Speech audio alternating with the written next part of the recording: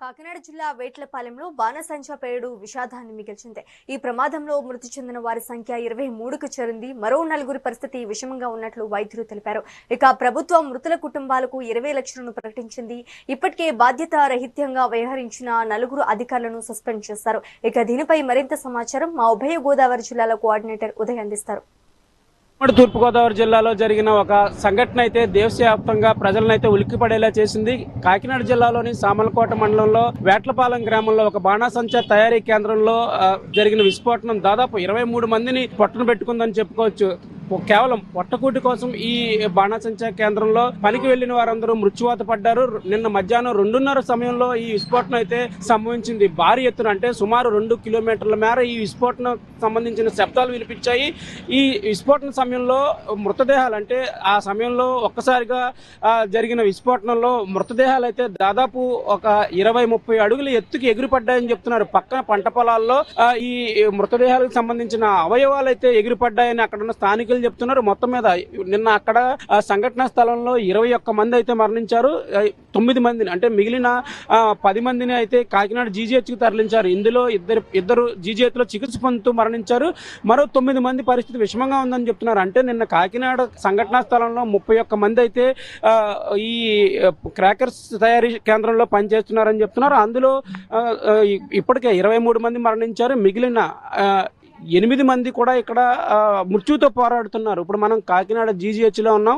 శతకాతులందరినీ కాకినాడ GGHకి అయితే తరలించారు. నిన్న చంద్రబాబు నాయుడు హుటాహుటిన సంఘటనా స్థలానికి అయితే రావడం జరిగింది. అక్కడ పరిస్థితులను అయితే పర్యవేక్షించారు. అసలు ప్రాథమిక విచారణ ఎలా జరుగుతుందంటే ప్రాథమిక విచారణలో ఈ విస్ఫోటనం ఎలా సంభవించింది అనే దాని మీద కలెక్టర్ SPని అయితే అడిగి వివరాలు తెలుసుకున్నారు. వీరందరూ మొత్తం ఈ 9 మంది మహిళలు కూడా ఈ చనిపోయిన వారిలో ఉన్నారని చెప్తున్నారు. అంటే ఈ మొత్తం ఇక్కడ ఇస్తున్న కూలి కోసం ఇక్కడ ఈ 700 కూలీ అయితే ఇస్తున్నారు. దానికోసమే ఇక్కడ పొట్టకూటి కోసం ఇది రిస్క్ అని తెలిసినా కూడా ఈ పనికి వచ్చామని అక్కడ ఉన్న మృతుల తాలూకా బంధువులు అయితే చెప్తున్నారు. ఇప్పుడు మనం కాకినాడ ప్రభుత్వ ఆసుపత్రిలో ఉన్నాం. ఈ ప్రభుత్వ ఆసుపత్రిలో ఎమర్జెన్సీ వార్డులోనే మిగిలిన 9 మంది అయితే చికిత్స పొందుతున్నారు. వారు పరిస్థితి విషమంగా ఉందని చెప్తున్నారు.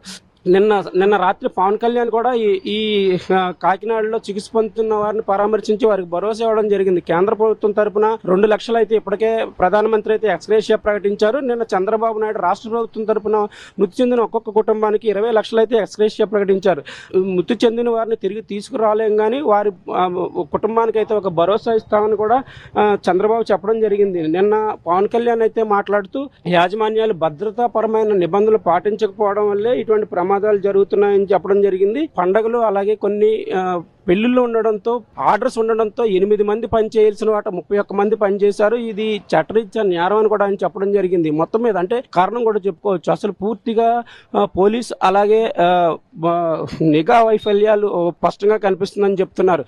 ఈ నేపథ్యంలో అంటే నిన్న ఈ సంఘటన జరిగి సుమారు 22 గంటలు కావస్తున్నా ఇప్పటికీ ఇంకా అసలు ప్రమాదానికి ప్రాథమిక కారణం అయితే ఇంకా వెలుగులోకి రాలేదు. అసలు ఈ పోలీసులు కూడా దీని ప్రాథమిక విచారణలో అసలు ఈ ప్రమాదానికి కారణం ఏంటనేది ఇంకా తెలుసుకోలేకపోవడం కూడా ఒక గమనించాల్సిన విషయం. మరోవైపు నిన్న చంద్రబాబు నాయుడు అయితే 4 అధికారులను అయితే సస్పెండ్ చేయడం జరిగింది.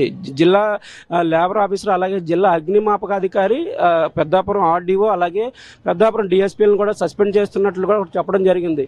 ఈ నేపథ్యంలో అసలు ఇక్కడ ఏం జరుగుతుందో తెలియని అయోమయ పరిస్థితుల్లో అయితే ఇక్కడ ఉన్న బంధువులు అయితే బాధితుల బంధువులు అయితే అయోమయం వ్యక్తం చేస్తున్నారు. ఇక్కడ చూస్తున్నాం మనం ఇక్కడ రోధిస్తున్న పరిస్థితి తమ కుటుంబ సభ్యులు లోపల ఎలా ఉన్నారో వారి పరిస్థితి ఎలా ఉందో తెలియని అయోమయ పరిస్థితుల్లో కూడా వారు ఉన్నారు.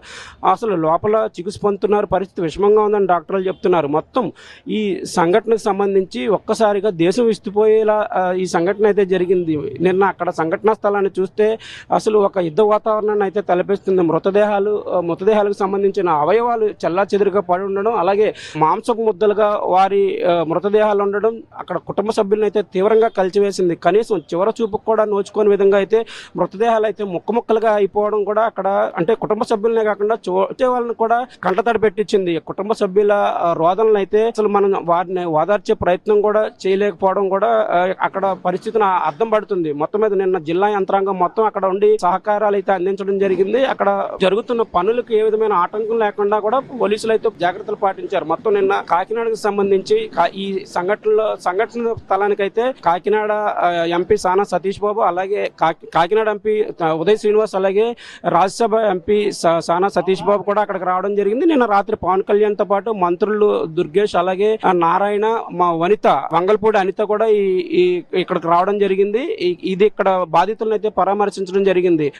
ఈ నేపథ్యంలో అసలు ఇప్పుడు ఈ చికిత్స అందుతున్న వారికి ఎలా అందుతుంది అనే దాని మీద కూడా చంద్రబాబు అయితే ఆరాధిస్తున్నారు. మెరుగైన వైద్య సహాయం అందించాలని కూడా అధికారులను ఆదేశించారు. ఈ రోజు గడిస్తే గానీ క్రిటికల్ గా ఉన్న వారి పరిస్థితి ఎలా ఉందో చెప్పలేని పరిస్థితి అయితే ఉందని చెప్తున్నారు. అసలు ఇక్కడ బాధితులను చూస్తున్నాం. ఇక్కడ బాధితుల రోదనలు అయితే మిన్నంటున్నాయి. అసలు వారిని ఓదార్చడానికి కూడా ఎవరు సాహసం చేయట్లేదు. వారు కుటుంబ సభ్యులైతే ఇక్కడికి పనికి రావడం, అలాగే కూలి కోసం మాత్రమే వచ్చారు. అమ్మ తల్లి, ఏ ఊరు తల్లి మీది? పెద్ద పర్మనెంట్ పాప, నేను అత్తగారినండి. పసలు ఫుడ్ అండి మాది. అల్లుడండి పాప అండి. చెప్తున్నారు ఇంకా వెళ్ళలేదండి బాబు సార్. పాప అండి, పాప ఇగండి ఈవిడండి చిన్నదండి పాప. ఇగండి ఎత్తుకున్నాడు కదండి పాప. ఒకతండి బాబు పుట్టి చనిపోడండి. బాబు పుట్టి చనిపోడు బాబు. ఇది ఇక్కడ ఉన్న బాధితుల బంధువులైతే ఇలా రోధిస్తున్నారు. అసలు తమకు న్యాయం చేయాలని కూడా ప్రభుత్వాన్ని డిమాండ్ చేస్తున్నారు. కేవలం పనులు దొరక్క మాత్రమే ఈ పనిలోకి వెళ్ళాము అని కూడా వారు చెప్తున్న పరిస్థితి. అసలు గాయపడిన వారికి ప్రభుత్వం ఆదుకోవాలని కూడా వారు ఆ ప్రభుత్వాన్ని అర్థిస్తున్న పరిస్థితి. చిన్న చిన్న పిల్లలతో ఉన్న కుటుంబ సభ్యులు వారి పరిస్థితి చాలా దీనంగా అయితే కనిపిస్తుంది. ఈ లోపల గాయపడి చికిత్స పొందుతున్న వారి పరిస్థితి కూడా విషమంగా ఉందని అధికారులు చెప్తున్న పరిస్థితి అయితే ఉంది. మొత్తం మీద చూసుకున్నట్లయితే కాకినాడ జీజీహెచ్ వద్ద అయితే పరిస్థితి చాలా హృదయ విదారకంగా ఉంది. శతగాత్రుల తాలూకా బంధువులైతే రోదనలతో ఈ ఆసుపత్రి అయితే దద్దరిల్లిపోతుందని చెప్పుకోవచ్చు. ఇక్కడ 9 మంది చికిత్స పొందుతున్న 9 మంది పరిస్థితి కూడా విషమంగా ఉందని నేను చంద్రబాబు చెప్పారు. అలాగే ఇక్కడ ఉన్న ఆ డాక్టర్లు కూడా చెప్తున్న పరిస్థితి. మొత్తం మీద చూసుకున్నట్లయితే ఈ 9 మంది కూడా ప్రాణాలతో గట్టెక్కాలని వారి ఇష్టదైవాలకి అయితే ప్రార్థిస్తున్నారు. ఎటువంటి ప్రాణ నష్టం ఇక మీద జరగకుండా ఉండాలని కూడా కోరుకుంటున్నారు. అగైన్ న్యూస్ కోసం వీడియో జర్నలిస్ట్ దొరబాబుతో ఉదయ్, కాకినాడ నుంచి.